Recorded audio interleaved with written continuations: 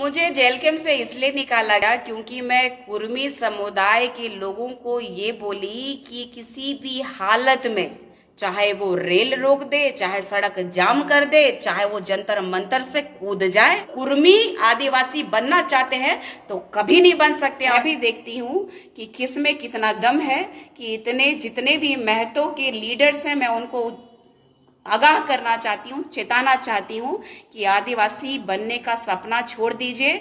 आदिवासी पैदा होते हैं, लोग बना नहीं जाते। मुझे पार्टी ने इसलिए निकाला क्योंकि वो अपने कुर्मी समुदाय के प्रति बहुत ही लॉयल है। मैं सोचती थी कि एक गरीब का बेटा कैसे संघर्ष कर रहा होगा, लेकिन यहाँ तो माल बटोरने में सब के सब लगे पड़े हैं। पूछ लीजिएगा जेल कैंप के बड़े बड़े पदाधिकारियों से, इन लोगों का जो चल रहा है, चाहे बालू के में पैसा चल रहा है, चाहे गाय का पैसा चल रहा है, चाहे कोयला का पैसा चल रहा है, तो पता कीजिए आपका एनटीपीसी का पैसा चल रहा है, कॉलेजेस का पैसा चल रहा है, तो कहां कहां इन लोग धांधली कर रहे हैं। और मैं ये जो है जयराम की पार्टी और जयराम खुद पैसा ले रहे हैं। पार्टी से 6 सालों के लिए निष्कासित कर दिए और आज वो बीमार हो गए। और ये देखना है कि वो रेल टेक का कार्यक्रम, कुर्मियों का जो कार्यक्रम आंदोलन है, उसमें वो पहुंचते हैं कि नहीं। आज उनकी बहन बेटियों की इज्जत है और सोशल मीडिया में जिस तरीके से ये लोग छेछालीदर कर रहे हैं, तो क्या दूध के धुले हैं ये लोग। एक ही बात बोलूंगी, आदिवासी बेटी हूं, आदिवासी बेटी रहूंगी और अंतिम समय तक लड़ूंगी। और अपने प्रकृति पूजक होने का प्रमाण मुझे किसी को देने की आवश्यकता नहीं है। जितने भी बौखलाहट है लोगों में, तो मैं उनको ये बताना चाहती हूँ कि वहां भौंकिए जहां भौंकने की जरूरत है। कुर्मी की पार्टी और माल कमाओ और अपना पार्टी को चलाओ। ये आदिवासी बनना इतना आसान नहीं है। आदिवासी का हक और अधिकार खाने के लिए आप जो लगातार प्रयास कर रहे हैं, वो प्रयास विफल होगा। ये सिर्फ और सिर्फ राजनीतिक स्टंट है। टाइगर कहते थे, सोचते थे कि ये काशी में एक भारी है। मैं इंतजार कर रही थी इस समय का, इस मोमेंट का। आज मैं बहुत खुश हूं कि मुझे पार्टी ने इसलिए निकाला क्योंकि वो अपने कुर्मी समुदाय के प्रति बहुत ही लॉयल है। और यदि वो अपनी कुर्मी पार्टी के प्रति इतने लॉयल है, अगर वो पूरी संपूर्ण पार्टी के अगर होते, तो इससे पहले मैं झंडा प्रकरण को ईसाई समुदाय का लगातार विरोध की कि वो हमारा आरक्षण नहीं खा सकते। आदिवासियों का आरक्षण वही खा सकता है जो आदिवासी है, जो रूढ़िवादी परंपरा को मानने वाले प्रकृति पूजक जो है और विद्यमान विधि में जो अंकित है, विद्यमान विधि से जो बाहर चले गए हैं, वो आरक्षण के हकदार नहीं होते हैं। मैंने उनका जब लगातार विरोध किया, तब भी पार्टी के तरफ से किसी का मुंह नहीं खुला। उन्होंने कभी भी आदिवासियों के पक्ष में बात को नहीं रखा। और मैं इस दिन का बेसब्री से इंतजार कर रही थी कि इन लोगों का जो चल रहा है, चाहे बालू के में पैसा चल रहा है, चाहे गाय का पैसा चल रहा है, चाहे कोयला का पैसा चल रहा है, तो पता कीजिए आपका एनटीपीसी का पैसा चल रहा है, कॉलेजेस का पैसा चल रहा है, तो कहां कहां इन लोग धांधली कर रहे हैं। और मैं ये जो है जयराम की पार्टी और जयराम खुद पैसा ले रहे हैं।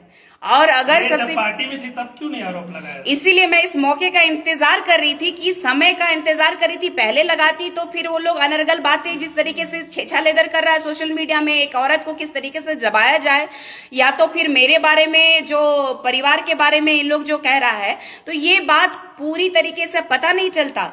ये ईसाई के समुदाय के बारे जब मैं बोली तो इनका प्रतिक्रिया नहीं दिखा, लेकिन कुर्मी के बारे में बोली तो इनकी प्रतिक्रिया साफ दिखी कि वो सिर्फ कुर्मी की पार्टी है। मुझे लगता था कि सभी धर्मों के लोगों को लेकर के चलने वाला है जयराम महतो, लेकिन यहाँ पे लग रहा है कि वो सिर्फ और सिर्फ अपनी पब्लिसिटी से खुद की उपलब्धि गिनवा रहे हैं। क्षेत्र की जो कमियां हैं उसको गिनवानी चाहिए।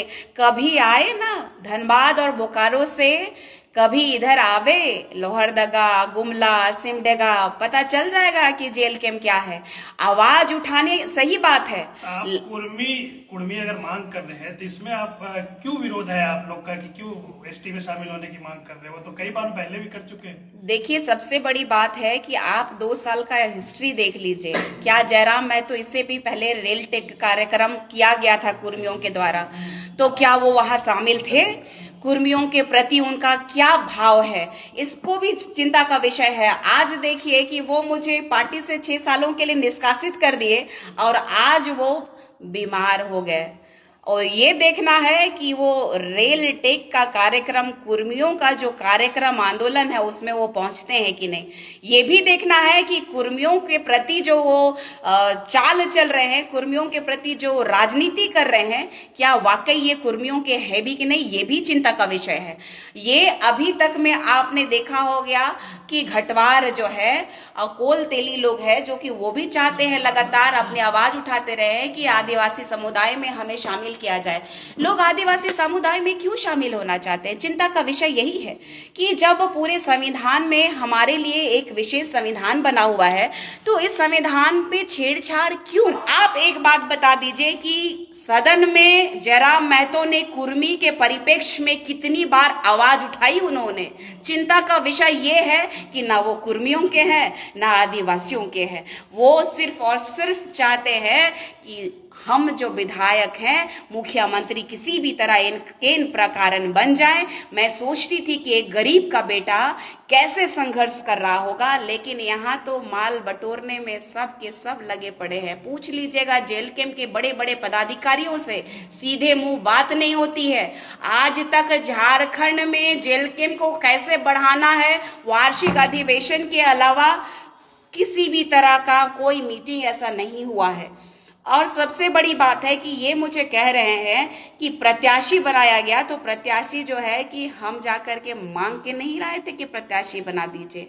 उसके बाद भी हमें कहा गया था कि एक पद और पोस्ट दिया जाएगा, तो हमें मालूम था कि ये लोग पद और पोस्ट इसलिए नहीं देंगे क्योंकि ये आदिवासी विरोधी है और समय का मैं इंतजार कर रही थी। अब मैं पूर्णतः स्वतंत्र हूँ और अपने समाज के प्रति अपनी बातों को बेबाकी से रख सकती हूँ। और मैं भी देखती हूँ कि किस में कितना दम है कि जितने भी महतो के लीडर्स हैं, मैं उनको आगाह करना चाहती हूँ, चेताना चाहती हूँ कि आदिवासी बनने का सपना छोड़ दीजिए। आदिवासी पैदा होते हैं, लोग बना नहीं जाता है। रेल कैंप में जितने भी आदिवासी नेता हैं, क्या सब कोई छोड़ देंगे इस बात से? जिस तरह से आप कह रहे हैं रूढ़िवादी हैं हम लोग, आदिवासी नेता हैं, तो क्या सब कुछ छोड़ देना चाहिए? देखिए, आदिवासियों की आत्मा जो है जमीन है और इस प्रकृति को मानते हैं आदिवासी। अगर आदिवासी वो रियली हैं, आदिवासी का सम्मान करते हैं, तो वो जरूर छोड़ेंगे, क्योंकि एक विशेष समुदाय की पार्टी है, ये सिर्फ और सिर्फ कुर्मी की पार्टी है। तो मुझे जहां तक लगता है कि जो चोर चोर मुसेरे भाई मुझे बताएंगे कि निशा भगत जो आदिवासी लड़की जो लड़ रही है, चरित्र हरण करके आप मुझे नहीं गिरा सकते हैं। एक ही बात बोलूंगी, आदिवासी बेटी हूं, आदिवासी बेटी रहूंगी और अंतिम समय तक लड़ूंगी। और अपने प्रकृति पूजक होने का प्रमाण मुझे किसी को देने की आवश्यकता नहीं है। जितनी भी बौखलाहट है लोगों में, तो मैं उनको ये बताना चाहती हूं कि वहां भौंकिए जहां भौंकने की जरूरत है, वहां तथ्य और प्रमाण की बात कीजिए। जाइए ना आप संविधान की बात करिए, जाइए ना आप लड़िए ना, आप जाइए ना कोर्ट और कचहरी कि हम आदिवासी हैं। आदिवासी ऐसे कोई बन जाता है क्या? दुर्भाग्य है और हंसी के पात्र हैं ये लोग।